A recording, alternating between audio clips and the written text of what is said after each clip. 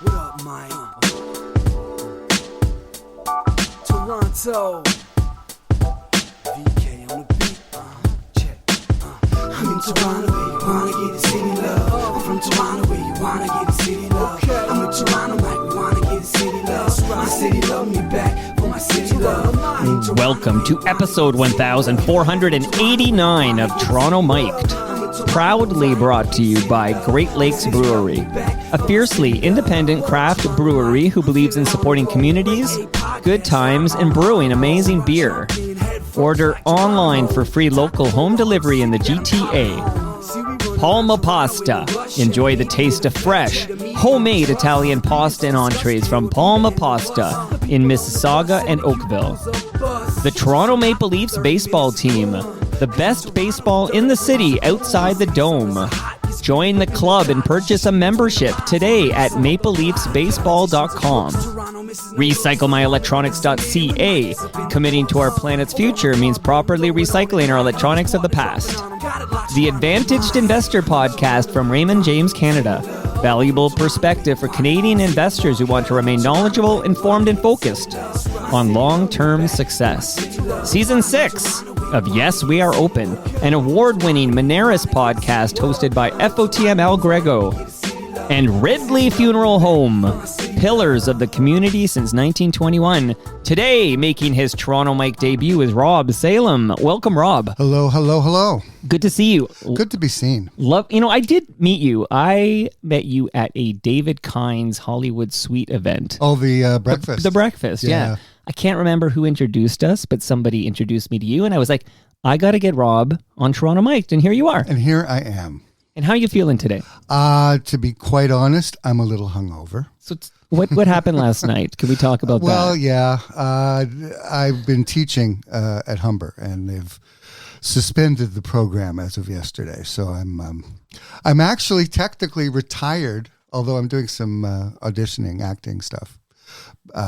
But I'm actually technically now officially retired. I was at the Star for 40 years. Wow. And I've been teaching for the last 18. And now I'm a man of leisure. Now I am a burden upon society. Okay, so let me understand this. So school's out for summer, so this was just the end of the semester. Yeah, they're just not starting again next year. Oh, so you were told like your services are no longer required. Basically, yeah. They said suspended, but that's for future consideration, but I'm not. Why is that? Like, give us a little more detail. Like, what? You know why it is? I'll tell you why. It's exactly why it is. Yeah. Low enrollment, and it's because we've been denied most of the international students that really made up the bulk of the program. So that brought it along with its own problems in terms of, because it's a writing program. So, well, interesting. So is this, part of my ignorance, but is this like a new rule or law? New law limiting the number of international students. What's the rationale behind that? Like, what's the method to that madness?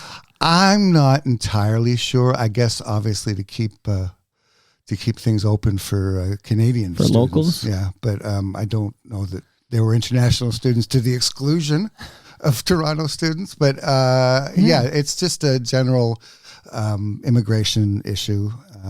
And I'm sure there are very good reasons for it. But are you is any part of you happy that you've been forced to actually retire? That sounds like a pretty good thing. Well, no. I mean, schlepping all the way, and this is very near where the school is. Yeah, so it was the Humber College South Campus by the Lakeshore. Yeah.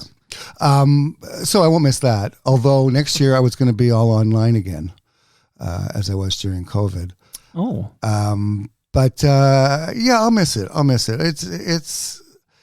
It's really great to be able to take this arcane knowledge that I've assembled over these last 50 years, useless for just about anything other than criticism and teaching others. It is useful for podcasts, though. Like, yes, that's true. Now we're meeting. We met each other briefly at the Hollywood Suite event. Yeah. But now we'll, spend some real time together. And again, though, I was just realized, though, you'd have to schlep your way down to the lakeshore again to pop over now. It was sort of nostalgic, given that this all came down yesterday. And anyway, that's a long way of explaining why I'm hungover, because we had a few cocktails to toast the... What is your drink of choice? Bloody Caesar. Bloody Caesar, okay. Or bourbon. Do you do you ever drink a beer? Or no, you're... I know I do. I have been known to drink beer. Okay, I would love to send you home today with some fresh craft beer from Great Lakes Brewery. That would be lovely. So that's going home with you. You got some lagers, some Canuck Pale Ale, very popular. Delightful. And that actually might be just the thing for the hangover. Little hair of the puppy. Hair of the dog that bit ya. Yeah. I think there's a song about that. Okay, so also, just while I'm giving you your drink and grub here, and we're going to get to know you, I got to know what was going on at the Star. I'd love to hear. I mean, we're going to find more details on the class at Humber College. Is it TV history? I'm teaching TV history. The program was TV writing and producing. So it was basically a showrunner's course. So my job was to acquaint them with 50 years of television. Amazing. From I Love Lucy to The Sopranos. And just show them stuff and then have them criticize it and analyze it. I love it. Can you just teach me this course? Like, what would it cost for me to hire you as my personal tutor? I wish, I mean, I don't remember classes like this, but I did take a pop culture class at U of T, which was pretty fun. You know, I did an essay on Babe Ruth, for goodness sake, so that was pretty cool. But TV history, that sounds amazing. Oh, it is so much fun. And it's great. This is the part that I'll miss, watching the light go on in their eyes. Because, like, for example, I mean, this is a group of students. They're all post-grad, so they're in their mid-20s. Most of them have never seen I Love Lucy. Right. And that was the template for every situation comedy that followed, or at least multi-camera situation comedy to this day. And, you know, and I will get emails from students after the course saying, oh, you turned me on to this and I'm now watching Columbo obsessively, or I'm now watching this. So that's exciting. That's fun. And let me just hazard a guess. I got a couple of kids, I got 4 kids, but there's the 2 older kids. I kind of look at them and their behavior versus mine, where when I was growing up, I'm a Gen Xer, like, we watched what was on the TV at the time. We were in front of it, right? Like, what was on, that's right. So I Love Lucy. I saw a lot of I Love Lucy. I saw a lot of stuff because it was what was on and you watched it. But meanwhile, my kids everything they watch is they purposely select it and watch it on demand. So I can't imagine they would just voluntarily say, let me try this black and white thing from before my dad was born. Yeah, no, and it's, well, the whole paradigm has shifted much the same way that it did when HBO first started doing, like, Sex and the City and The Sopranos. Right. And prior to that had been only, like, pay-per-view boxing and movies. And Dream On, which I quite enjoyed. And Dream On, which was in great. High school, yeah. That was a great show. That was the first sitcom to use obscenity. It was very popular in my high school because it was like a funny show with boobs. Yeah, it was like perfect. Yeah. Yeah. Anyway, so HBO changed the paradigm and suddenly they became the boutique source prestige for all the really good television, TV better than TV. Yeah. And then now the streamers have come along and upset the apple cart again. But the big change in the paradigm is this being able to watch what you want when you want. And I found it hard to make that adjustment myself because you know, I still record things when they air to watch later. Sure. But I don't actually like watch something. I can't remember the last time I watched live television. Other than sports, because I still am guilty of tuning in to watch, you know, Leaf playoff games and live sports. So sports has to be live for me. But other than that, I'm going to just think on this. I don't remember the last time either, unless it was like the Oscars. But even that, we pause it when it starts and then we get the kids to bed and then we sort of catch up and skip commercials and stuff. So it's sort of live, but maybe Oscars, maybe something like if I was watching the Grammys or something like that. But television? No. Long time ago. Yeah. Long time ago. And the other thing is, and it's going to be hard to make the separation, I would watch all the new stuff just to keep up on it with the students. Right. I don't have to do that anymore. But I still watch, like, a lot of television. So may I ask, like, I'm going to pick a show that my daughter turned me on to and I actually really like, so I've been digging it. But Euphoria, for example. Which I have not watched. So, okay, I was going to ask you if this is the kind of, you know, you got to, what the kids are watching. Yeah, I should have watched it and meant to watch it. But see, the thing is, there's just too much stuff. If I was a TV critic now, and I haven't done it for like 10 years, but if I was a TV critic now, I couldn't cover it. There's just, there's too much. You know what? We're going to talk about all. So I think I was mid-sentence giving you a lasagna there, and then we got sidetracked. That's going to happen, Rob. I love it when that happens, actually. But I do have a lasagna for you. It's in my freezer right now. It's courtesy of Palma Pasta. Oh. They're in Mississauga and Oakville. Delicious Italian food. So you're taking that home with you. It'll go nicely with the beer. That will be wonderful. And I'm a big Italy fan. We up until this year, we gone every year for the last 20 years. Lucky guy. Love Italy. Any particular part of Italy? Tuscany. Oh, yeah. You know what? Lucky man. A little village called Anghiari. That's just, it's the 12th century walled village on the side of a mountain. See, they figured it out. Like that's the lifestyle. That's exactly it. They know what life is about and they live it. It's wonderful. Listen, let's go, man. Let's go. We'll write it off by recording podcast there or something. And speaking of hangovers, you don't really get a hangover from the wine because there's no sulfites in it. Okay, look, pro tip. Love it. I know, delicious food, great wine. You're all set here. Now, I do want to let the listenership know, and you, Rob, that TMLX 15, that's the 15th Toronto Mic'd listener experience, is happening at Great Lakes Brewery, the Southern Etobicoke. You'd have to schlep out your. I like this word schlep. Like you said the word schlep, right? Like I'm using it like now all the time. Like it's my word. You got to schlep your way to Southern Etobicoke. It's down the street from the Costco. So the street's called Queen Elizabeth Boulevard, number 30 to be precise, near Royal York. Royal York. Say that quickly. Royal York. Royal York. I find it tough to come out of the Royal into the York, but I have trouble with some basic words, Rob. But basically, everybody is invited June 27 from 6 to 9 p.m. and Palma Pasta will feed you. Great Lakes will buy you your first beer, and you'll just hang with great FOTMs. We're going to have a good time. So everyone's invited, including you, Rob. June 27, 6 p.m. Sounds like fun. Come on out, man. Come on out. All right, well, we'll give you more gifts later in the program, but maybe bring us back. Like, when did you realize you could get a gig? Like, this sounds like my dream gig. Entertainment critic and columnist and editor at the Toronto Star. Well, it's interesting. Actually, and they used to run an ad in the paper promoting the column saying, yes, he gets paid to watch TV and no, there are no openings. I started out, I was an actor and a stand-up comic and not particularly good at either of those things. But like what? Like Danger Bay? What were you in? I'm just shouting out. Littlest Hobo? What's going on here? Actually, I got more acting work once I started writing for the Star, but I was on a Degrassi. I've actually acted with Drake. Oh, The Next Generation. Yeah. Okay. What did you play on that show? I was For the Andy. priest that married Spike and Snake. Honestly? Yes, that's the Jewish priest. That is a fun fact. Okay, they're called rabbis, right? Yes. I know, but in this case, it was a minister. Oh, it's a minister. Okay, But it was weird because it was an actual minister's, like from an actual clothier to religious people. Wow. It was a real minister's deal. cassock. So just so I don't pass this by here. So of course I was the OG Degrassi viewer. I never missed. That might be the last time I had to be in front of my TV. I think it was Monday nights at 8 or something like that. But loved my Degrassi. But Snake, of course, who's one of the Zit Remedy members. Okay, 1/3 of the Zit Remedy. Snake marries Spike, who had that baby with Shane.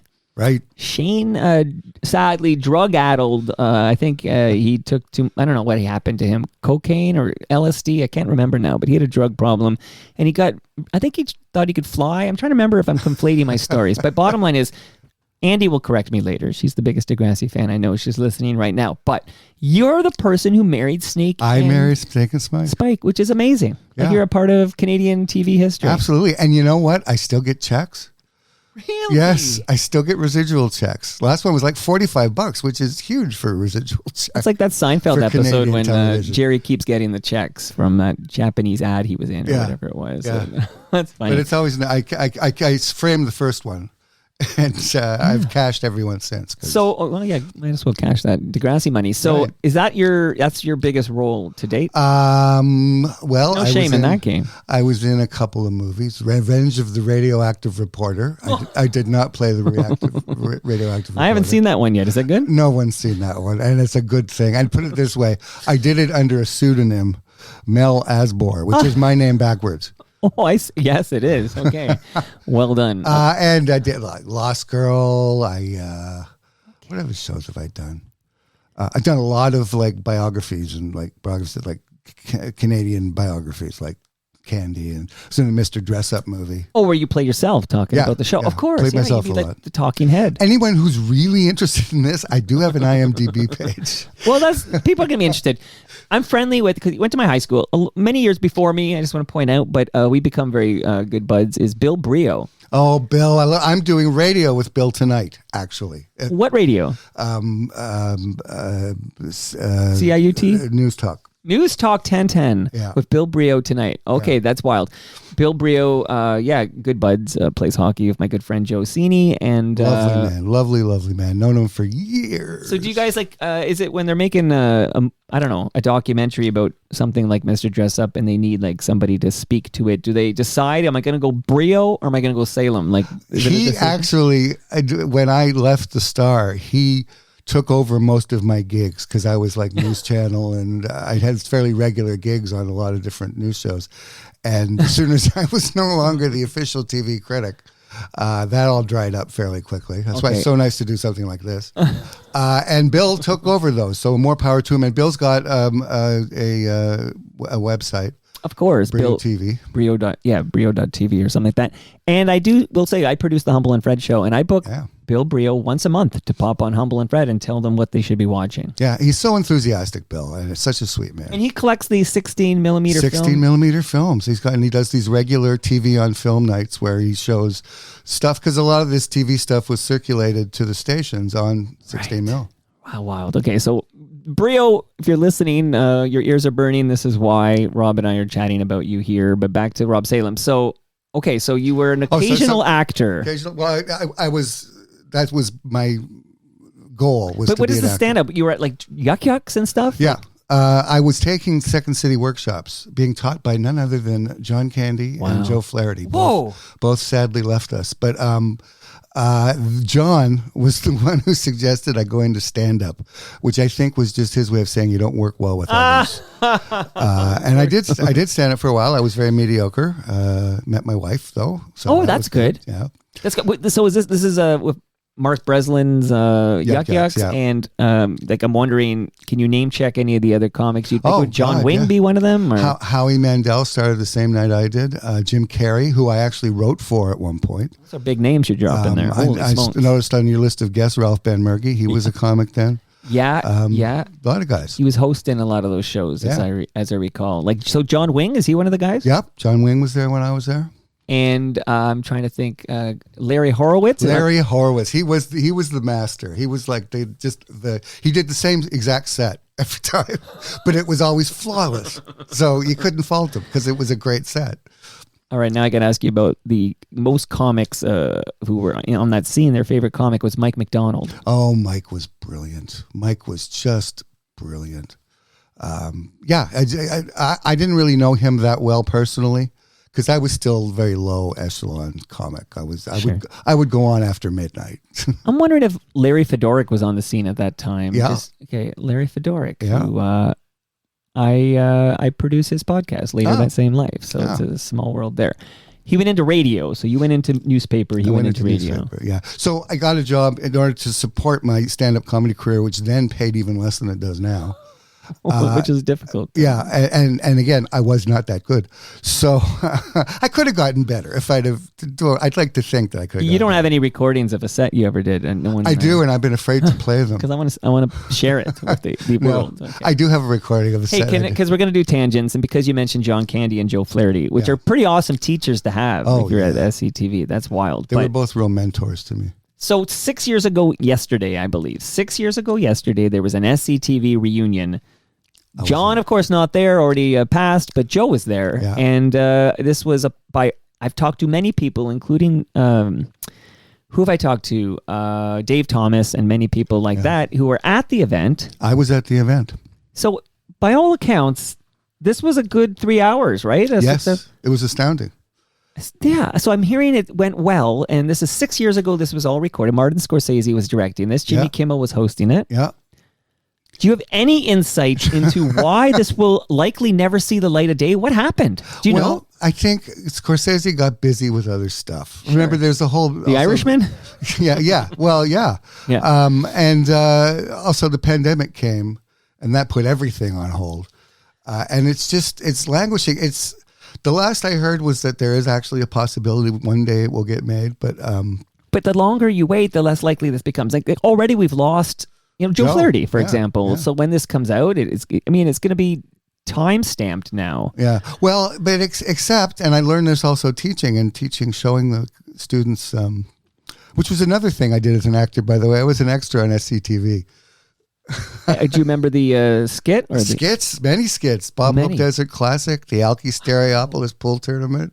Oh my God. Sid Dithers, Johnny LaRue. Oh my goodness. Classics. Yeah. Okay. Yeah. So what were you saying there? You learned something? So I the last I heard was that it might happen. Still. But where did you hear that? Joe, and I don't think he had any real knowledge. See, Dave Thomas doesn't think it's going to happen. I've had a couple of long chats. I've talked to him about it too. Yeah. No, I honestly, I don't think it's going to happen. I think that footage may get released someday. Is it going to be like Get Back, where I'll be like 80 years old? Yeah. We'll have to get Peter Jackson to put it together. But he'll be a cyborg, though. It'll be like in the far off future. Yeah. One of the best things about this thing was they had a crane, a camera crane, and it had Johnny LaRue written on the side of it, which if people who watch the show will remember, he was always after the crane shot. Right. You know what? I'm getting angry again because 6 years is a long time for this footage to just languish on, I don't know, in some crate somewhere. And it sounds like the event went well. And I mean, you got Rick Moranis out for this, right? That was a big deal. Yeah. Because as far as I know, Ian Thomas had a benefit for his son who was badly injured in an accident. Yeah. And Rick, of course, came out to that and reunited with Dave Thomas, and you got your Bob and Doug McKenzie. But I don't believe, other than some radio ads for beer, but other than these radio ads for beer, which were directed by an FOTM, by the way, but other than that, I think Larry McInnes directed those.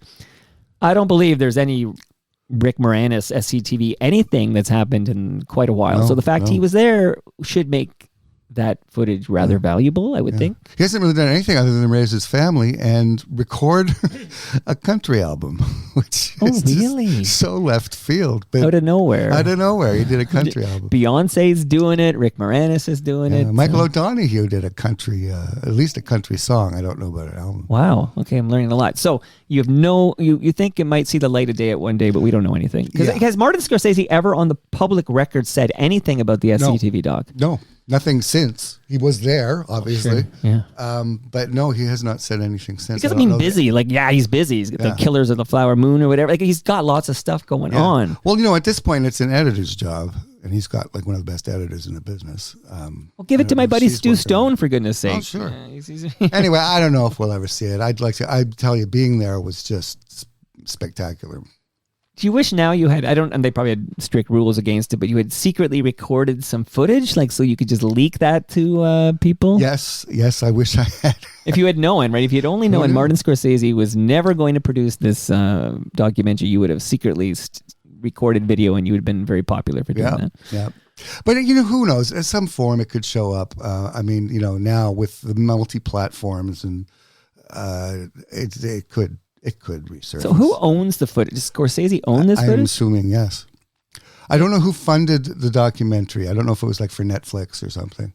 I think it was HBO, but I may be wrong on that. See, I wonder if it was to coincide with some streaming platform. Maybe Netflix was also going to, this kind of happened with Kids in the Hall, right? Yeah. They made the doc.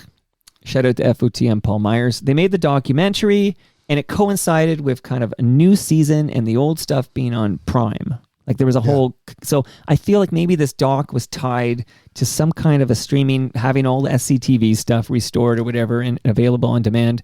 And then something business-wise fell through with that, and then it made it. Yeah, I think it's a kind of a complicated, some are available on video. Most SCTV sketches, including, by the way, all the ones that I'm in, are available on YouTube. I noticed that when Joe Flaherty died. It's a lot of good stuff. All right, so take us back to how you end up at the Toronto Star.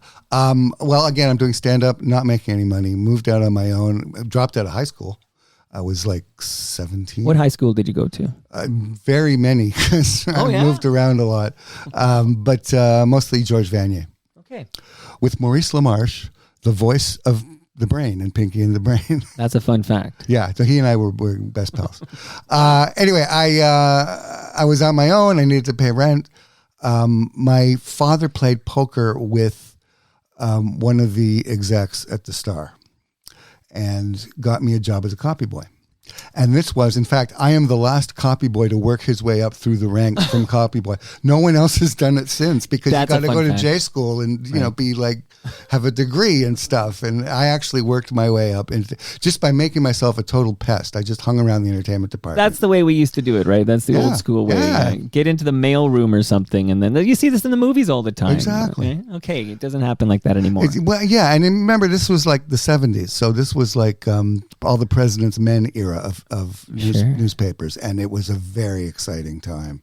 Well, any like who was at the Toronto Star that you remember when you got there? Peter Goddard, the late great Peter Goddard, who also mentored me. Clyde Gilmore was the movie critic. Right. Sid Edelman wrote the gossip column. Later went on to become the editor. Who else was there?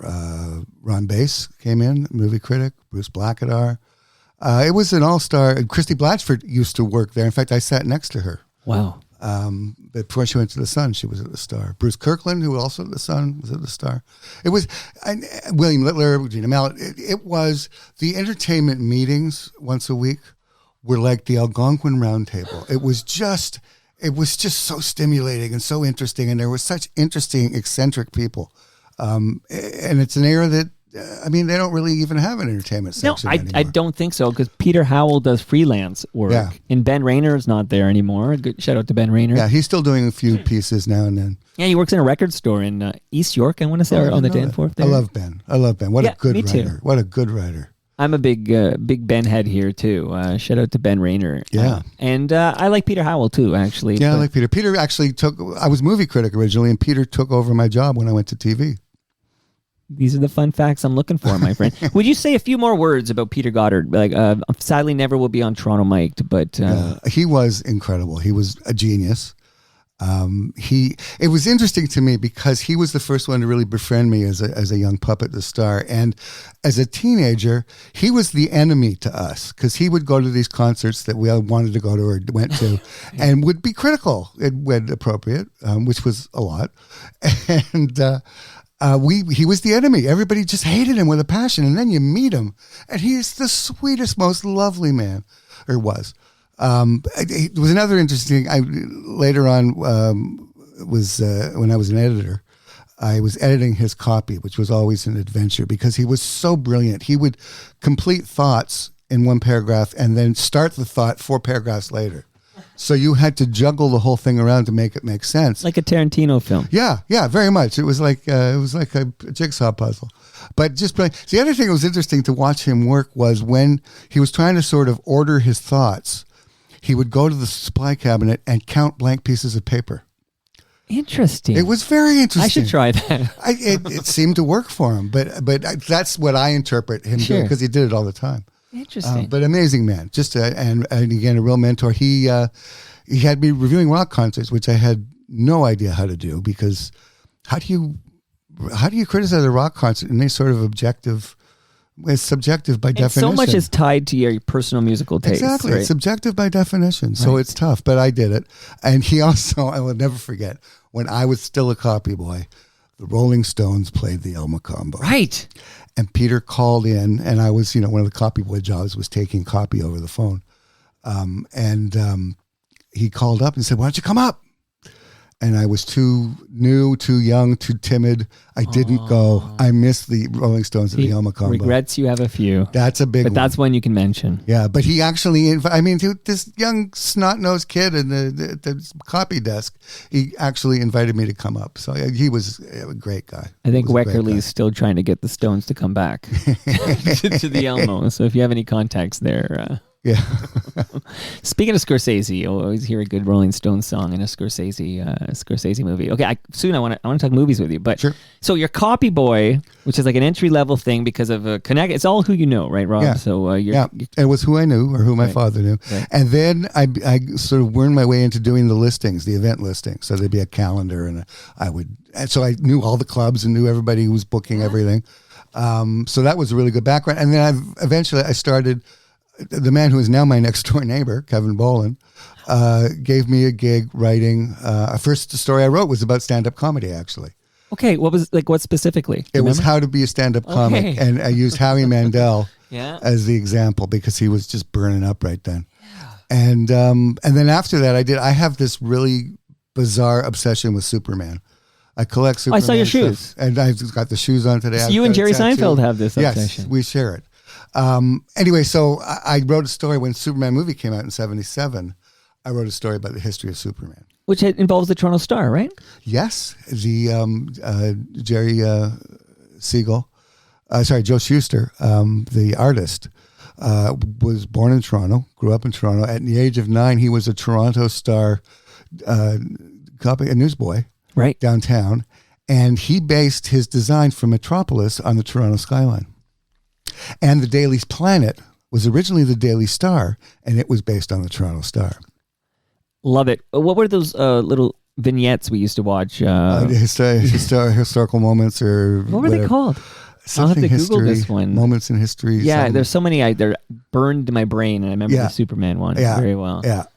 Man, see, it all come to full circle here. So, but you were a Superman fan before you worked at the Toronto Star. Yeah, that was the weird thing. I became a meek, mild-mannered reporter for a great metropolitan newspaper.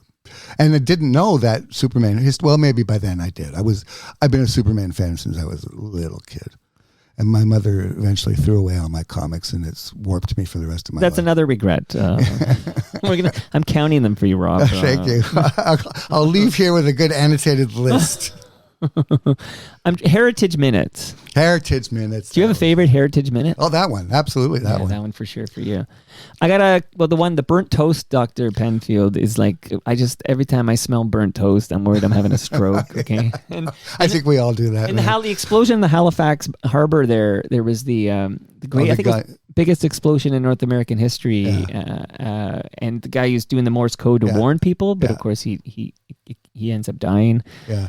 Yeah, there's a lot of great of those Heritage Minutes. Yes, for a fairly young country, we've got a vast and complex heritage. Laura Secord, not just There you a chocolate woman, not just for chocolates, but Laura Secord warning the Brits that the Americans were planning that surprise attack. Yeah. That's a Heritage Minute. Okay, lots of great ones there. Okay, so I'm keeping track of these jobs. So you're doing listings. So you start copy boy, now you're doing listings. Now I'm doing That sounds listings, fun. and I'm told by the editor at the time I can't use verbs. Oh, amazing. Okay. So I go through that period, and then Kevin Boland lets me freelance this piece on comedy and then Superman. And the greatest thing about writing for a newspaper is it's really basic writing. It's like who, what, why, when, where. You've got people have to know what's going on. Just by the facts, lead. ma'am. Exactly. Well, and then you go to the next step and you actually inject some personality into it. That's columnist, right? Yeah. But it's the best way to learn to write. So I was always, of all the classes that I took in the various high schools I went to, English was the one that I excelled at. Yeah, bottom line is you could write. Yeah, I could put a few words You were together. a gifted writer. I was a voracious reader when I was a kid. Right. And So even though you didn't have a high school diploma, No. you were a gifted writer, and the Toronto Star recognized that. yeah, well, it got to the point eventually that it didn't matter that I was a high school drama because I'd been there for 30, 40 years. Right. It's like there's a certain amount of credibility that comes with that. I mean, they didn't fire you, so you must be good. So what's your first real writing job, like full-time writing job, like It was entertainment critic? Yeah, it was entertainment. I made a pest of myself. I hung around the entertainment department.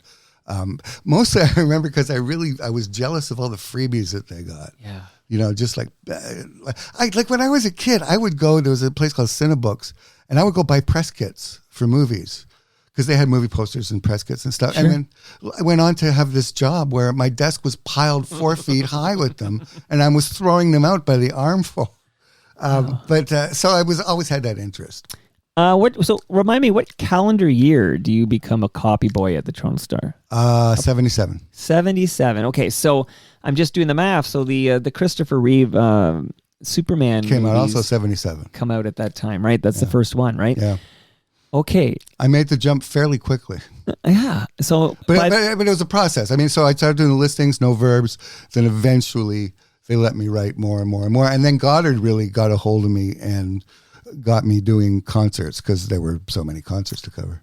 What an amazing life you've led. You realize how blessed you are that this happened to you. Rita Zikas, who's my wife, of course, another columnist. Yeah, who should be a Toronto an FOTM like you? Like I grew up in a Toronto Star household, so I was reading all of you. Yeah, but Rita and I forget the point I was going to make. Basically, how blessed you are. Right, yes. Rita and I discuss that all the time because I'm keeping track here. We start to reminisce about just the people that we've met and the stuff that we've got to do, and it's such a rarefied, privileged place to be a journalist, particularly an entertainment journalist. But you're an entertainment journalist with Canada's largest newspaper. Yeah, and you get access to everything. I've met all of my heroes. Who are these heroes? John Cleese, Bob Newhart. Wow, yeah. William Shatner. All three still with us. Look, no shouts out to Ridley Funeral Home. Yeah. There. Wow. I ghost wrote for William Shatner. They made him editor for a day, and I ghost wrote his column. Okay. And got to introduce him at Massey Hall. So it was 2 huge milestones. I got to refer to Bill Shatner as Bill in front of an audience, and I got to go on the stage at Massey Hall. Amazing. 2 times. So again, you're right. I had to buy best experiences. Even that, so you're covering the entertainment critic and columnist and editor at the Toronto Star, Canada's largest newspaper, in an era when newspapers mattered. Yeah.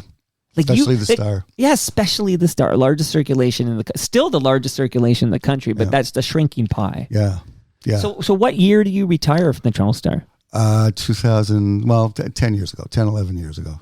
And again, I got to say, it was not my idea. Well, this is on Toronto Mike, we ask if you got the tap on the shoulder. Okay. I did. Well, they're very devious about it. They transferred me.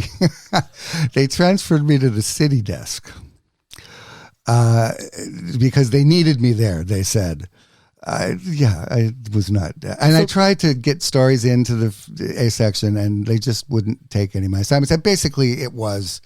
I mean, I can't say this officially. Why can't you? They were squeezing me out, as they did most people who cost that much money. I think you can say that. You can say that. Yeah. You were squeezed out.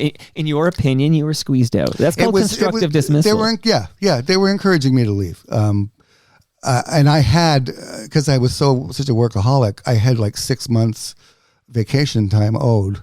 So I took that. I took half a year off. Okay. And then came back to the city desk. Couldn't get anything in the paper. Eventually I was beating a dead horse. And they were starting to de-knacker the entertainment department at that point. So there were people leaving willy-nilly. And shortly thereafter, they left the building. Were you fairly severed?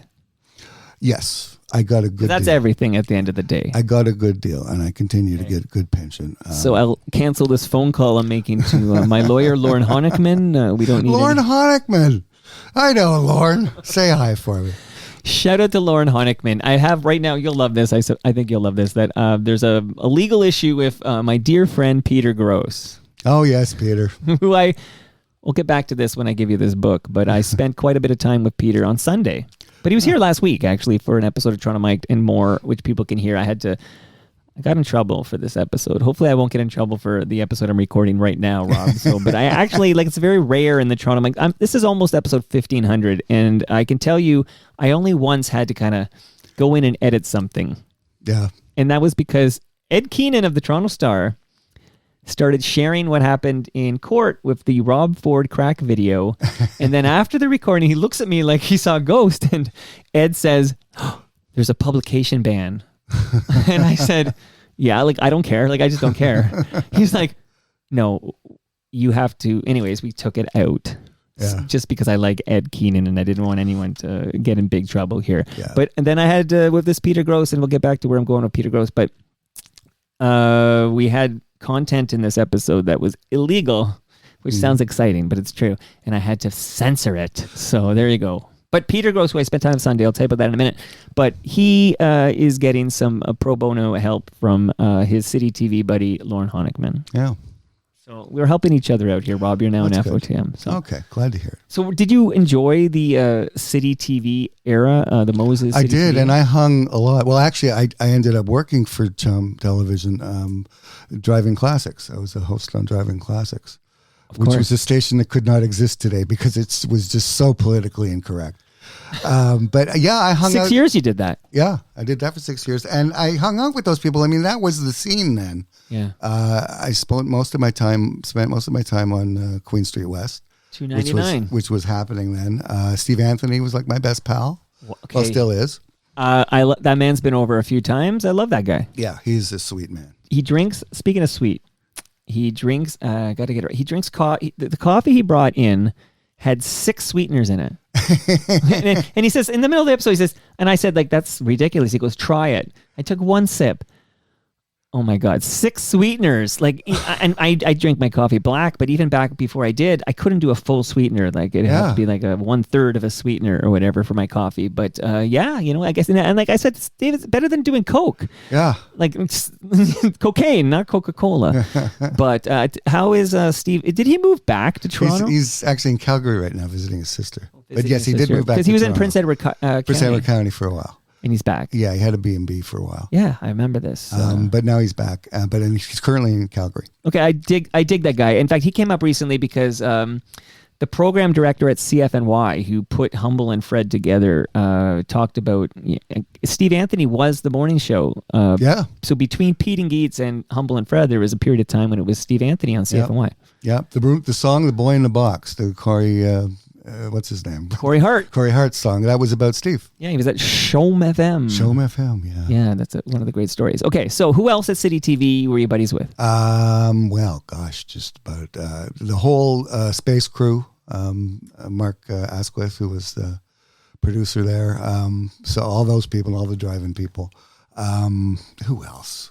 Well, you know, just the whole gang. I mean, who's there? Who was there? It's okay, I'm putting you on the spot here. You didn't know this was City TV cast. Yeah, Mark Daly and The Voice. Marilyn Dennis. Hold on, you said Mark Daly, which means I'm now obligated to play this. Oh, do. The following program contains adult themes, nudity, and coarse language. Viewer and parental discretion is advised. Oh, that just warms me all over. Another lovely man. You bring up all these people who I absolutely adore, and Mark was certainly Brian, by the way, one of there's them. a picture of Brian Linehan to my right. Someone here, else so. I adored. Okay, well, tell me about these people. right, well, I sadly Brian- can't get those people in Toronto mic'd. Brian. Well, you can't get Brian because he's dead, but Or Mark. but he. I remember it was during the days of SCTV, and he and I were on our way to a movie junket. He used to do all the junkets too, and. Sure.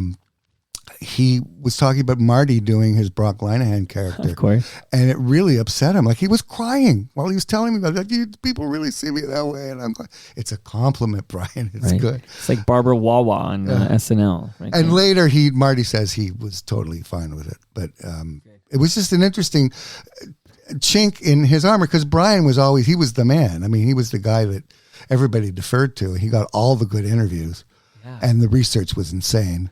Yeah, pre-Wikipedia. Yeah, He was Wikipedia. he was Wikipedia. Absolutely, absolutely. He was astounding. And Mark Daly, I hear nothing but good things about Mark Daly. Mark Daly was a lovely man. I wrote a play, a musical, based on The Brain That Wouldn't Die. But there was a part for a newscaster in it, and I did a reading, and Mark was going to do it, and then he got ill, not tragically ill, but Not the cancer. not the cancer. But Gord Martineau ended up doing it. Gord Martineau, also an FOTM, so got him. Ann Muskowski too. I had Ann Muskowski and Gord did not get along. You might know this as an insider. Well, actually, wait a minute. I did know this. Okay. I did know this later on. Well, she said that Gord only talked to her when the red light was on. So things were a little frosty there. And it's interesting that her fiance is a gentleman who's behind the festival of beer that happens at CNE at the Bandshell. And he was here for an episode of Between Two Fermenters, which is the Great Lakes Brewery podcast. So I spent some time with him recently, and I said, Ann Muskowski delivers good podcasts. There's a woman who delivers the real talk. I loved my convos with Ann, but I'm loving this so much. Okay, so we will do tangents now and then, but since we talked about the SCTV doc being shelved, I'm going to ask you if you were at the Toronto premiere of the $2.99 Queen Street West documentary. No, because I was busy promoting Mr. Dress Up at the time, which was great. And the Much Music thing, it was lightning in a bottle. I don't know how many people are interested today, really. It's me and a couple others. And we're all going to get together on June 27. Those who live through it, yeah. But we're a dying breed, literally. Well, no, but okay. So speaking just for myself, when I start to fall in love with music as like a 12-year-old or whatever, and then basically that period of time through, I would say like 19, like there's that 7 core years. That's like when music is the most important thing in your life. Yeah. And for that period of time, I really had 3 sources for music. Okay, I had what they played on CFNY 102.1.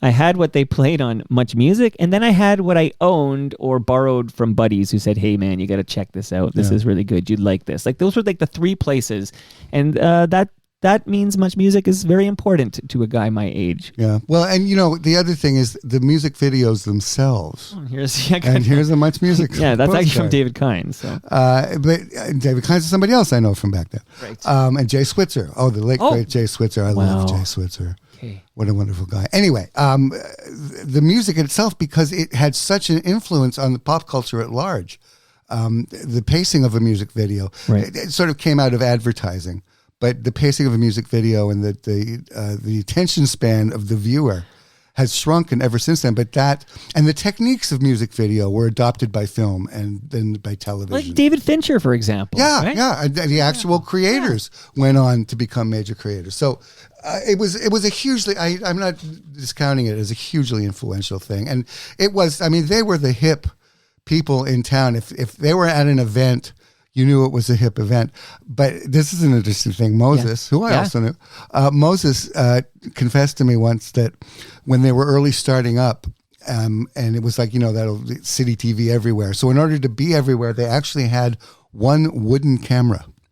Wasn't real, but it had all the logos and stuff on it. And they would take that to events just to have a presence at the events, which is so smart. Which is so Moses there. I think it's so Moses. It's so Moses. Now, I have to know if my buddy Ed Conroy from Retro Ontario knows that fun fact. Because I don't know if he does, but I know Ed he too. Will now. We know all of the same people.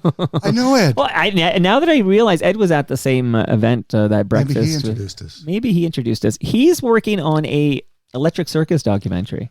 Wow. I don't even, by the way, I will have to fix that in post. I don't know if that's public or not, but he's working with Joel Goldberg, who is one of the founders of Electric Circus on what was originally City TV, I believe. And this is a weird thing, and this is part of their problem, I think, is that, not a problem, but it's a thing that you wouldn't have anticipated back in the day. But of course, Chum City owns City TV and Much Music, and there's a lot of back and forth. It's all coming out at 299 Queen Street, the same damn company. But at some point, as you know, City TV becomes a Rogers property, and Much Music becomes a Bell property. So now when you're doing something regarding Electric Circus, you've got the 2 cable giants that are sort of there. I don't know. Not prone to collaborate. Put it that way. Only on like MLSE. Yeah. And how's that going for them? Oh, the Raptors won in 2019. So yay. Yay for the Raptors here. Yeah. Are you a sports fan at all? Not in the least. So no interest in baseball? None. Although, another good story. Yeah. I ran a film festival, the B Festival. Okay. It was around the time of the Cult first Film and Video Festival. Yeah, Cult Film. That was the second. Oh, that's Toronto B Festival. It was Toronto B Festival. But anyway, we're doing. I did my homework like Linehan. Yeah. Wow. And so we're showing. This is when the Blue Jays won the World Series for the first time. And 92. At the time, it was 92. We're showing this German necrophiliac movie. This art film. My favorite genre. Art film with real corpses. It was a bad thing. But we're showing that. And basically the audience is like heroin addict college students all dressed in black. So the game is going on at the same time. And I'm running up to the front of the theater and just quietly, but writing on a piece of paper on the wall what the score is. And of course, nobody there could care less. Well, yeah, otherwise they wouldn't be there. And at the moment, I will never forget this. I was up in the booth, and there's the climactic scene. Literally in the movie is this guy stabbing himself in the stomach while he's masturbating. And while this image is on the screen, I'm looking on the monitor. The projectionist back when they had those, it's got a little TV going, and the winning run. Oh my God! Is hit in. It's synchronized. And then I go out and I stand on top of the marquee, and it's on Bloor Street. It was at the Bloor Cinema, which is now Hot Dogs. And watching this parade of humanity, it looked like Mardi Gras. Right. It was the most surreal evening of my entire life, and I've had many. That sounds surreal, and that way it synced up sounds like when they say, "Okay, when the lion roars in Wizard of Oz, start playing Dark Side of the Moon." Yeah, exactly. What a night! Okay, so you don't give a shit about baseball, but you might be interested in Toronto history. Yeah, that aspect of it. Here, I'm working my way to just hopefully this doesn't end up in the recycling bin because there's a book I'm giving you on the history of Toronto Maple Leafs baseball. Not hockey. They play at Christie Pitts. I actually recorded live from Christie Pitts on Sunday, the home opener. It was an amazing time. Quickly going to shout out people that I talked to on Toronto Mic'd. This was episode 1487. I got a shout out, and these names won't mean much to you, but you know them. Wendell Clark. Yeah, I know that name. You got to know that name. He's actually right here, too. So Brian Linehan, Wendell Clark, Stu Stone, the great ones are here. Maestro Fresh West, Georgie Animal Steel. Andre the Giants on this guy here. Okay, Doug Flutie's over there. Okay, so Wendell Clark, Rick Vive, Rick Emmett from Triumph. Are you a Triumph guy? Yeah, I Mikey Levine's a good friend of mine. I'm all choked up here. I got to get Mike on the program, actually. Yeah, he'd be a good guest. Who else quickly shout out here? Let's see. Mark Hebscher, Steve Paikin, Peter Gross, Stephen Brunt. We started things off with Stephen Brunt. He was amazing. Rod Black, the owner, Keith Stein, was on the microphone. We had Cam Gordon and MF, and that's MF making her Toronto Mic debut. If you know what MF stands for, you're in the know. But a lot of these amazing people, I saw Blair Packham there, but I didn't get him on the mic. But anyway, that was recorded. So go listen to episode 2 before this. And you'll hear all those people chatting me up at Christie Pitts. An amazing day for baseball, about 2,000 people there. It was unbelievable. And I will be back at Christie Pitts recording live at a 2 p.m. game. This is Sunday, June 2nd. So stick that in your calendar and come by. It's free. It's Christie Pitts. There's no ticket. You just come on by and enjoy some high caliber baseball, great atmosphere, get a hot dog, get a beer, and maybe chat me up. Rob, you should do that too. Yeah. Well, I am often taken for a baseball fan because my friend Howie, my late great friend Howie, gave me a New York Yankees leather jacket, and I wear it proudly. Without any idea who's on the Yankees. Well, George Costanza worked for the Yankees. Yeah, so there is a that TV much connection. I remember, yeah. And that was Larry David's voice, by the way. George Steinbrenner, yes. It's funny because I didn't, once Curb debuted and I loved Curb, then I realized, yep, George Steinbrenner is Larry David. Yeah. And it all connected here. Yeah, Yankees actually arch rival of our Toronto Blue Jays, but people should come out and check out the Toronto Maple Leafs baseball. I've had people yell at me driving by, or one guy yelled at me driving by, "Go back to New York." You know, I've noticed the Yankee cap has become a fashion symbol, and you'll see a lot of people kind of donning it as their wardrobe with no allegiance to the team at all. Yeah, well, that's me. That's me with my jacket. Oh, I got to tie up a loose end here because I mentioned the 299 Queen Street West documentary. Right. So I saw it debuted at Roy Thompson Hall like last September, I think. Yeah. You know, Eric M., Michael Williams, a lot of interesting people involved. Steve Anthony was there, a lot of cool cats. But it was promoted to stream on Crave, and they promoted it and they said it'll be available this day, which was like a Friday, I think, and it never did drop on Crave. This is now a few months ago. Really? And I did some digging. Apparently there was a issue with licensing the music that you hear in the 299 Queen Street West. You think they would have covered that? Well, the guy who directed it, Sean Menard, is an FOTM. He's been over to tell me about the doc, and I haven't been able to get a comment from him on this, but it is interesting that this thing has never actually streamed anywhere, and I think some other Gen Xers who have fond memories of much might enjoy just seeing it. I take it you have no idea anything about the 299 Queen Street West documentary. Yeah. Well, it's I forget where I was going with It's okay. You don't have any. You know what? You never know. You got Rob Salem in the basement. You got to ask him all those questions you have about TV. Bill Brio moved to Orangeville. I did have something very cogent to say, but it's gone. It's gone. Well, whenever it comes back, just spit it out here. Okay, so highlights. You said you spent 40 years at the Toronto Star, and then you got the tap on the shoulder, and they severed you fairly, but it all came to an end. Maybe you weren't done, but they were done with you. Yeah.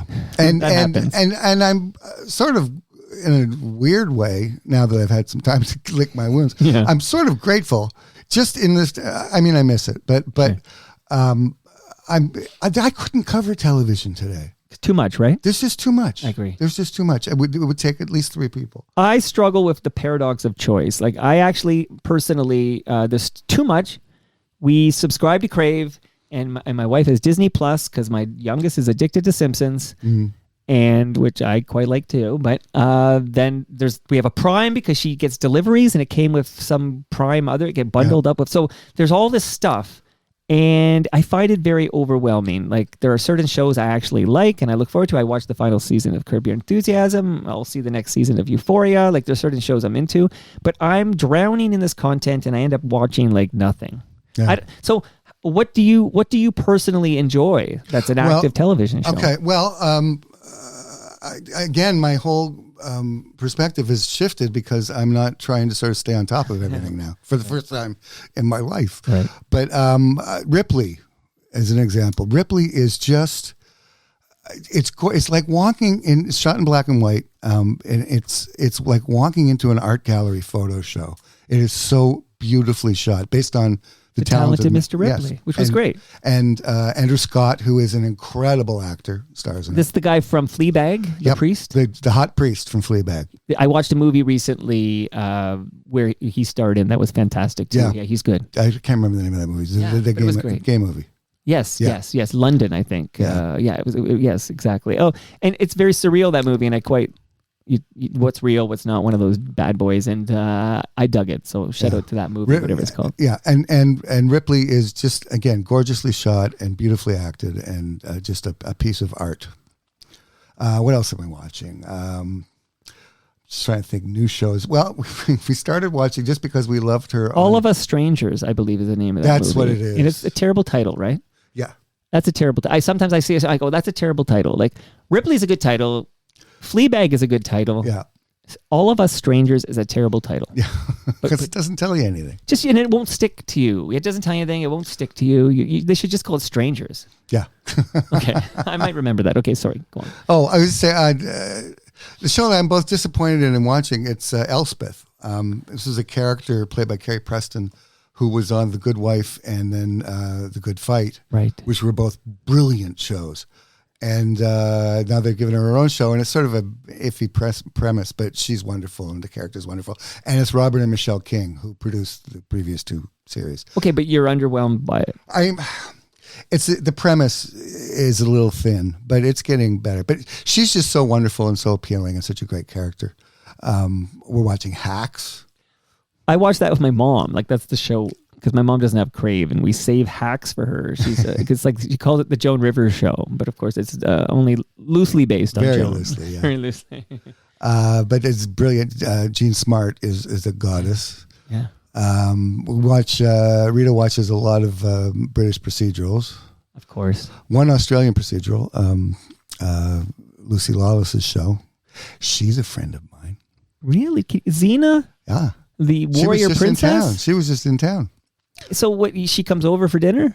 You meet her for coffee? We went out to a matinee of Gentlemen Prefer Blondes at the Fox Theater. Okay, something current. Okay. It was wonderful. No, she was in but town. how did you become friends with her? Just met her on the 20 junkets years or ago, something? yeah. Well, actually, I did. When Xena was over, I wrote a cover story for Star Week magazine that was basically an open love letter to Lucy Lawless. I'd never met her. And I find out after the fact that her people made sure she got it, and she had read it. So I was totally humiliated. You communicated with her through Star Week. Yeah. And then she was in town shooting a Tarzan series. And I was working on the Gilda's Club gala. It's Always Something. And I got her and Eric McCormack, who I also met on the job, to sing in this show. And she did a Bare Naked Ladies song. Which song? I don't remember, because she had no time to rehearse because they wouldn't let her off set. So she actually went up and screwed it up. Oh, I felt so bad. But this is to her credit. They were doing plaster casts of all these celebrity guests' hands. Okay, glad you said hands. I was ready for whatever Jimi Hendrix got, the penis caster. Well, this is close, because Lucy offered to do her boobs and did. Okay. It was my job to stand outside the bathroom and make sure nobody went in while Lucy was plastering her boobs. So she's just so much fun. And, I think that and the Degrassi, Marion Snake and Spike are your two claims those to are fame here. But anyway, but Lucy was here with the documentary. She's directed a documentary on Margaret Moth, a CNN camerawoman. Interesting. That's really good. And so I think that's her new phase. But she does have a show called My Life is Murder that's on Acorn TV. And that's Australian. That's an Australian procedural. Okay. So we're bouncing around a little bit because I realize you mentioned Star Week, and I wondered if you could tell me a little bit about the late Jim Bodden. Jim Bodden, that's another one. We called him the Phantom because he was the only one, because there was a trip to LA twice a year for the TV Critics convention that I ended up taking over, but Jim used to go, and he was the only person who would ever come back from LA paler than when he left.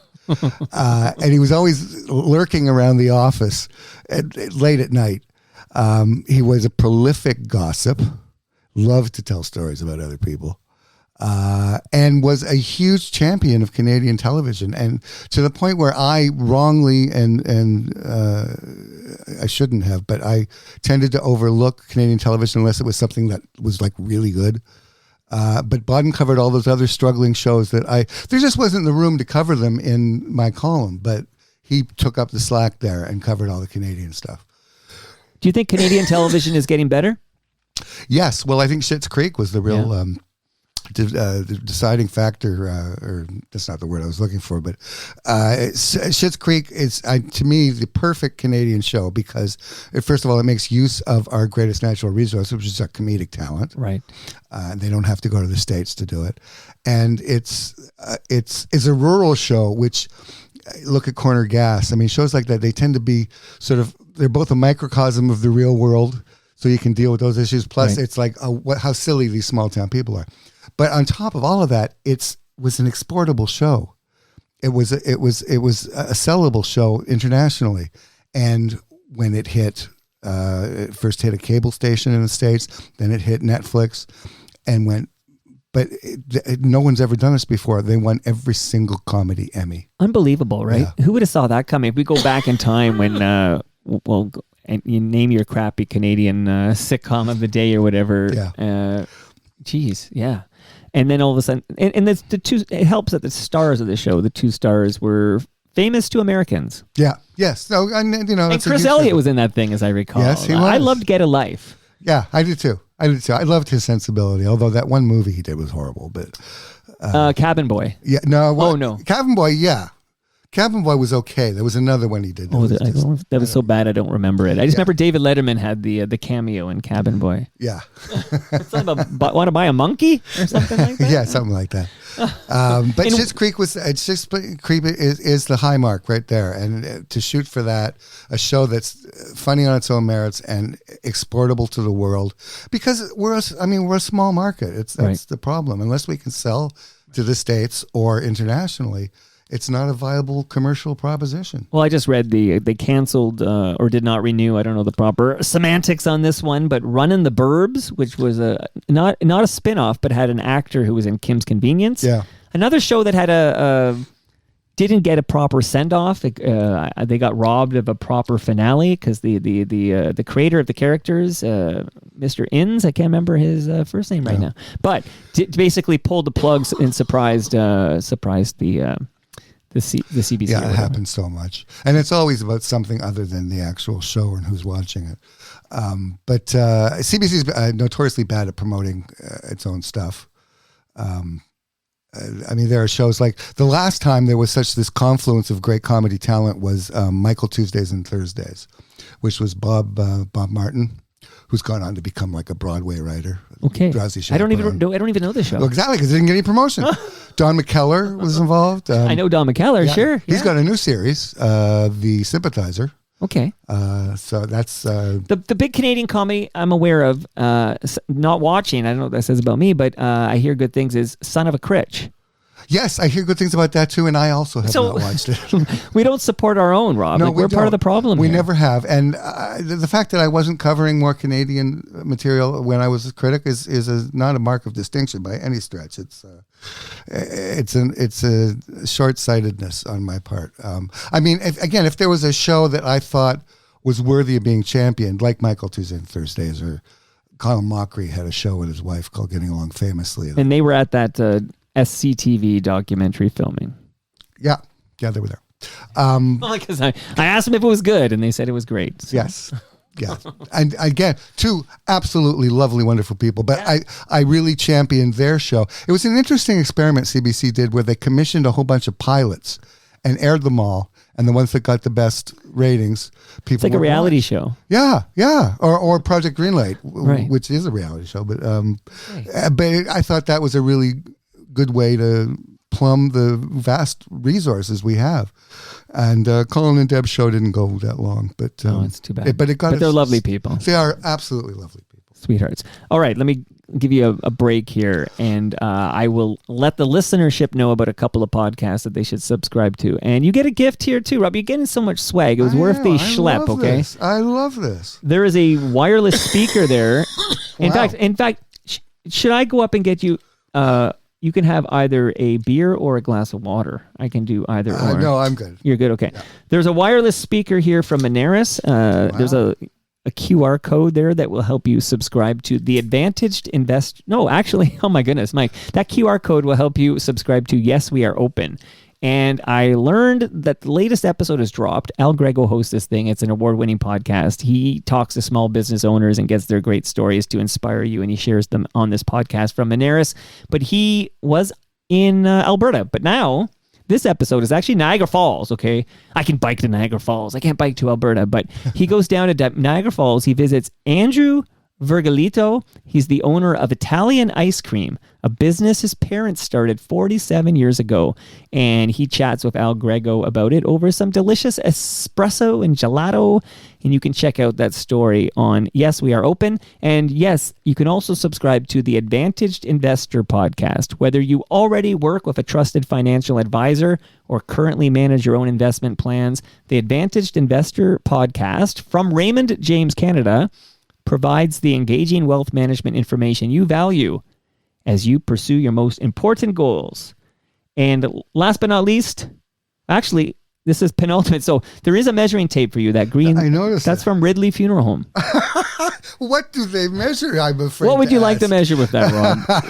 It's yours now. What you do with it is your business. I don't need to know all the details. What's a fun fact is that, and I know you're not a baseball fan, but if you make your way to Christie Pitts to see a Toronto Maple Leafs game this summer, and everybody should, it's a great time, you will see that the official funeral home of Toronto Maple Leafs baseball is Ridley Funeral Home. That's a fact. Like, okay, I run a funeral home. I'm thinking, what am I going to sponsor? What works? Baseball. Absolutely. Well, you never know. It's an exciting new era for the Toronto Maple Leafs baseball team. And Brad Jones from Ridley Funeral Home is a great FOTM himself. And then now, last but not least, recyclemyelectronics.ca. If you, Rob, have a drawer at home, maybe you got old cables, old electronics, boxes old and boxes. Don't throw it in the garbage because the chemicals end up in our landfills. You go to recyclemyelectronics.ca, put in your postal code. They'll tell you an accredited depot where you drop that off, and they will properly recycle your electronics. So that's your homework. This is a tough question, but you were 40 years at the Toronto Star. Do you have a couple of highlights, like maybe these pinch, I can't believe this is happening, pinch me moments? Yeah. Lucy was one because she came to me to the TV critics. Lucy Lawless. Yes, okay. Yeah, I thought you were talking about Lucille Ball. No. That was an unforgettable moment. Right. There was one of my major heroes is Sean Connery. And I had the chance to interview him at a press conference, and it didn't satisfy.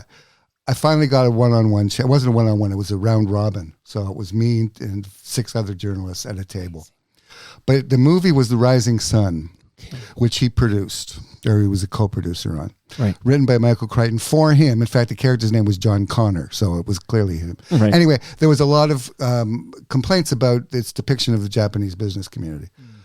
So Connery comes in. It's 8:30 in the morning. I'd been up all night at a bar with just like last night. Yeah, really. I'm noticing a trend. I want to say I don't drink that much, but that's not true. I do. Anyway, so I'm hungover, like I'm still drunk and I'm hungover because we were up all night. And I walk in. It's 8:30 in the morning. Sean Connery walks in. If you've ever read an interview with Sean Connery, he just eats journalists for breakfast. He's the crankiest man. So he walks in and he's clearly in a bad mood. But he's wearing a short sleeve, like a polo shirt. Sure. Sits down at the table. And I notice he's got tattoos up and down both arms. And I'm thinking, like, how many times have we seen this man with his shirt off? Right. Never seen the tattoos. Obviously, they put makeup over. Anyway, so unable to form sentences at that time of the morning in my condition, I just sort of pointed and went, tattoo. And there was a moment of silence where he glared at me, and it felt like 5 minutes. It was probably like I was 5 hoping seconds. you would do a Sean Connery brogue there. I was about to. See, now you've totally ruined the surprise. Oh, I was waiting. Okay. Anyway, he finally responds. You're the stand-up. My timing is off. And what seems like minutes go by, and then he finally responds, and he says, "No, I did not wake up one morning next to some ugly hooker." And again, I'm thinking, this could be good response or bad. They might like me. And it turns out he just loved me. And the other 6 journalists ignored them. It was just him and me at the table. Because you were just the right level of disheveled. Yeah, exactly. And it's like, well, I got this one in the Merchant Marines and this one's a thistle. And, it was like him and I, and we actually got on to more substantive subjects from there. But that broke the ice. And that's really the key. If you want to know how to be an interviewer, that's the key. Ask the unexpected question. Okay. Explain your tattoo that I see on your right arm. It's a whole thing. Okay, he's taking off his shirt, everybody. Rob Salem. It's stripping in the basement. It's a Superman thing. So, it's a Superman thing. So it's the shield, the belt, and the boot. Okay. There's very a whole cool. Superman on my arm. That's amazing. That you and Shaquille O'Neal. I feel like he's got that. I think Shaq's got that. He's got the Superman symbol. Amazing. Okay, big John fan. Bon Jovi. I knew about Jerry Seinfeld, of course. Everybody knows about that, but I didn't know about John Bon Jovi. I just heard him on Stern. I borrowed a car, a Hyundai Palisade, to drive to Montreal, and I had Sirius XM in this car. I don't normally have Sirius XM, but Howard Stern was chatting up John Bon Jovi. I almost call him Bon John Jovi, whatever. But did you know he got his, and I already kind of knew this from another podcast I listened to, but his first ever musical anything was the Star Wars Christmas album. He worked on the Star Wars Christmas album as like a teenager, and that's his first like musical credit. Not related to the Star Wars holiday special, I hope. No, not related actually. I showed that to my students every year too. I did. Oh yeah, B. Arthur's in that one, right? B. Arthur, I've Harvey seen it. Korman. It's horrifically awful. Yeah, well, they disowned it, right? Like George Lucas once said if he could have one wish, it would be to take Sledgehammer to all existing copies of that. And there are copies. It's on YouTube. It's not to get rid of Jar Jar Binks. He's got that one wish, and he's going to let Jar Jar live. Yeah, okay. No, Jar Jar's okay, but the holiday special. Yeah, you can find it on YouTube. And there's a really good 20-minute cut down that just has the worst parts. Okay. If I remember correctly, they're trying to get Chewie back to his home planet because there's some light festival. The or Light whatever. Festival, yeah. Yeah. And there's a scene at the end where Carrie Fisher sings the theme from Star Wars. Oh, wow. And is clearly, and she has since admitted. Like when Bill Murray did that on Saturday Night Live. Yeah, but it's not like that. It was like the actual song with actual lyrics. And she has since admitted, and it's very clear from watching it, she was high as a kite when she did it. Wow. Yeah. That keep dropping those fun facts. But yeah, this is unrelated. The big song off this album is "What Do You Get a Wookiee for Christmas When He Already Owns a Comb?" So you can find that on YouTube, everybody. That's the big jam from that has to be a country song. I think I can sing it for you, but it's better for you. I don't. Okay. But you can pass. Okay, so we've got Lucy Lawless, we've got Sean Connery. Yeah, that was a and good you're one. Still friends with Lucy Lawless, which is wild. Because she's wonderful. Is she the most famous person who will like answer your text? Who's the most famous human on the planet? And globally famous, not Toronto famous. Who will actually reply to your text? And don't worry, I won't make you prove it. No, she may be. She may. That's be. a big one though. She's famous. I mean, I regularly text with Colin Mockery. He's not exactly. Well, he's internationally famous. Yeah, because he was on Whose Line Is It Anyway, which was big in the States. Yeah, he's a there, good friend. Drew He and Carey. Deborah are good friends. Yeah, Deborah McGrath. Yeah, I mean, most of the SCTV people. I mean, got a big hug from Catherine the last time I ran into her. The thing is, when you do what I did, it's your whole life. Yeah. So it's your social life. So all of my friends were in the entertainment business. And it was a valuable lesson and a hard lesson to learn that once I did not have that power to get them in the paper, a lot of people fell by the wayside. That's when you find out who your real friends are. You can't get them free press. Yeah, and I'm pleased to know that most of the people I really loved out of that group are still my friends. So a lot of the phonies dropped away. Which is good. Like now, you're right. If I shut down Toronto Mike, will Steve Paikin still reply to my text? Yeah, probably not. Probably not. What is the thing on your neck? It's just earphones. Oh, that's earphones. Yeah. I thought it was. I'm like, is that another Superman thing? I was trying to remember. No.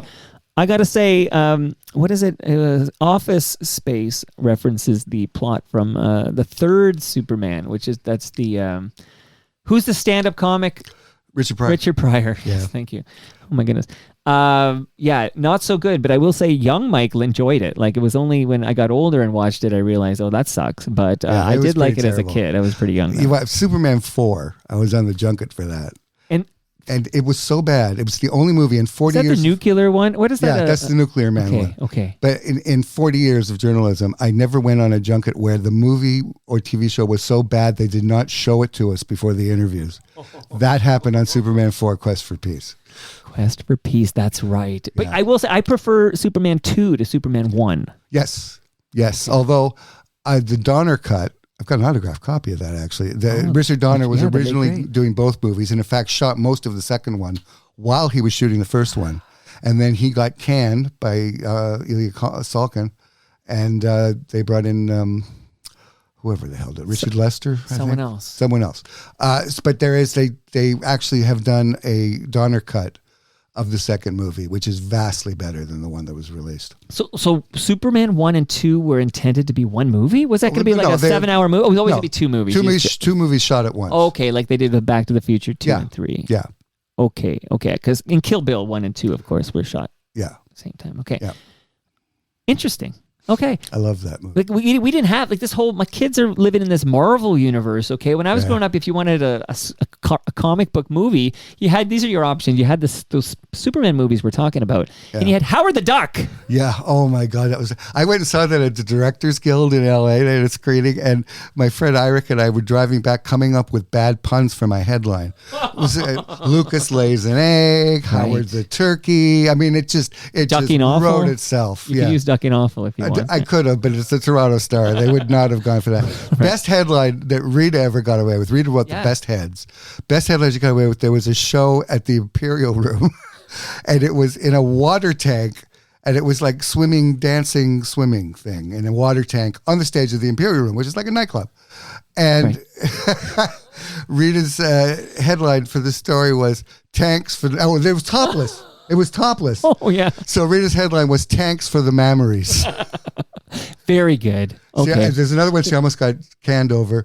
It was the Film Center picnic at the festival, and it was Fran Drescher and Kim Cattrall, and Fran Drescher had her dog tucked under her arm, and Rita's cut line under the photo was 3 bitches in heat. It was a hot day. Kim Cattrall has never forgiven her.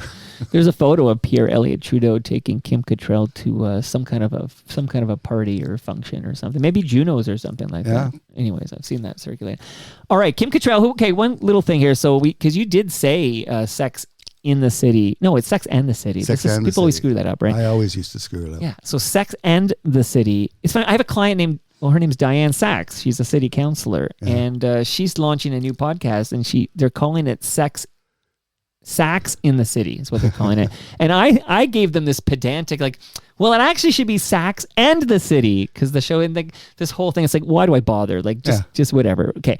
But the reason I brought up Sex in the City is because they rebooted it. And just like that is what it's called. Yes. And I did watch most of it out of curiosity, but they were promoting that Samantha was going to return for a cameo in the finale of like season 2 or something. Yeah. And of course, there was a falling, the famous falling out. Kim Cattrall, who plays Samantha, had a falling out with the other actresses. She's not part of this reboot.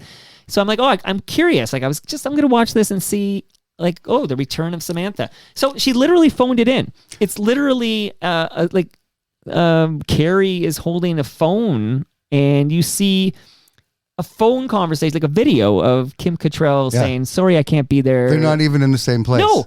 Even if they're in the same city. She could have literally, Kim Cattrall could have filmed this on her iPhone and emailed the file to the producer. Like that's the cameo. Definitely not in the same. Don't have to be in the same country. It was the closest that they could get them together. They do not like each other. I just wonder, like, so Kim agreed to do this little video where she says, "I love you, Carrie, good luck," or whatever, and nice things like that. Sorry, I can't be there. Wonder what she gets paid for that. Probably that's what I want to know. A whole lot of money. Because it's worth it just for the publicity. Yeah, just for idiots like me who hear about the cameo appearance by Kim Cattrall and tune in to see it. Yeah. Jeez, they got me. Okay, I won't bite again. I won't bite again. I gotta say, Rob, this was amazing. Like, is there a final story that, like, on your way here, you were on the bus or something, and you're like, I would love an opportunity to share this story or anything? Because you've been amazing in your Toronto Mike debut. Well, I'm honored and thrilled. The Sean Connery story is pretty much my favorite. You can't top that. I can't top that. No, that's a big deal. That's a big deal here. There are so many stories. Oh, there is. Well, the punchline is actually the whole story, but doing cocaine in the booze can bathroom with Mel Gibson. That's a great story. Yeah. Well, that's basically the whole story. Well, there's actually more to it. But the fact, so you did cocaine, because I did a lot of cocaine. Back in the day, I was very, very bad boy. Well, that's how you became friends with Steve Anthony. No comment. Peter Gross tells me he did cocaine in a limo with Jeannie Becker. Really? And I was kind of I was hinting, I had Jeannie Becker on the show, and I was hinting at it, and she was not biting. Like, she was not going there. So whatever happened in that limo with Peter Gross, that, off the record. But it's, the City TV 299 Queen, and before that it was 99 Queen East, but it's notorious for drugs. Yeah, it was a heady time. Wow. No, I got quite screwed up on it, and it took. But you're clean years. now? I am totally clean. Clean as a whistle. Good, except for the booze. Except for the drinking, yeah. And weed. I smoke a whole lot of weed. It's better than Coke, man. Yo, every time I hear about, like, George Michael dies of a heart attack in his 50s, I'm like, that's the Coke. Yeah. No, I know. So many people that I've known have died from just not getting their act together. But John Gallagher's still alive. I just want to put that on the public record. Spiky. He's in Halifax now. Yeah? He's in Halifax. Yeah. Posts a lot of stuff on Facebook. He took selfies before people had. I know, he's got selfies with everybody.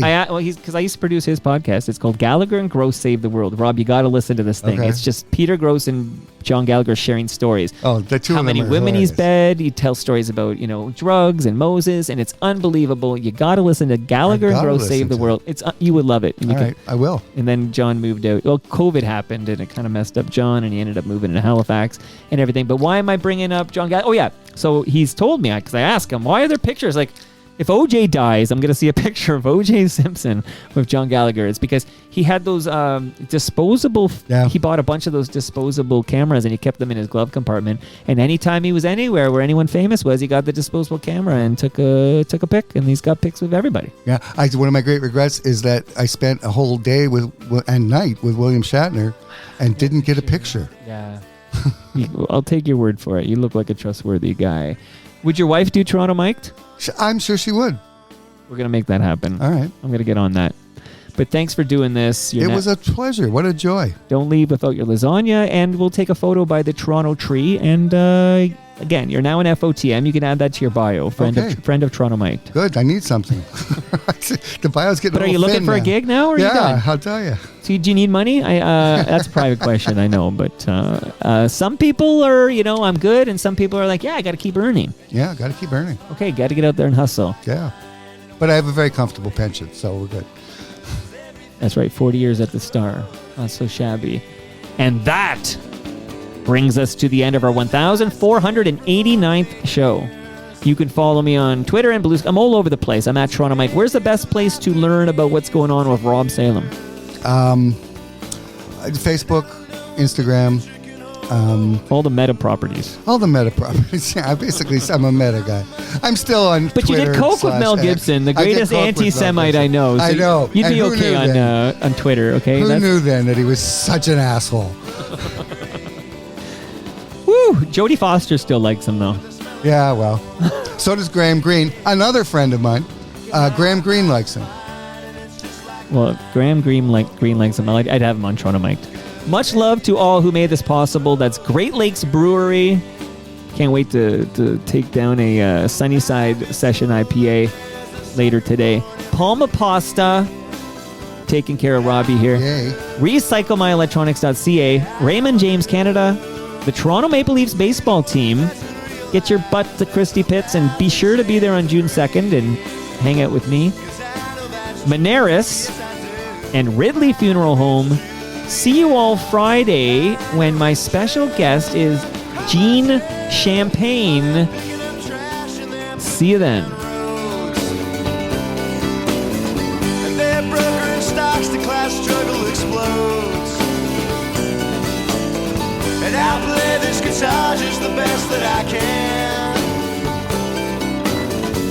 Well, maybe I'm not, and maybe I am. Who gives a damn, because everything is coming up rosy and green. Yeah, the wind is cold, but the smell of snow warms me today. And your smile is fine, and it's just like mine, and it won't go away. 'Cause everything is rosy and gray. Well, I've kissed you in France, and I've kissed you in Spain.